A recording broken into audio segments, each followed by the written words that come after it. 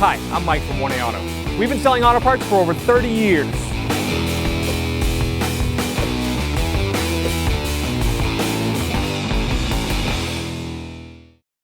Hi everyone, Sue here at 1A Auto, and today I'm going to show you how to remove the puddle light lens assembly on the outside mirrors on a 03 Volvo V70. If you need any parts for your car, click on the link below and head on over to 1aauto.com.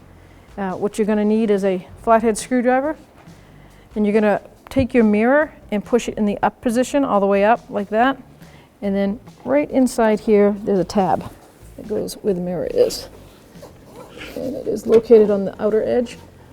Take that tab, push it in, and the light falls right out. So the sockets are twist in, turn it in.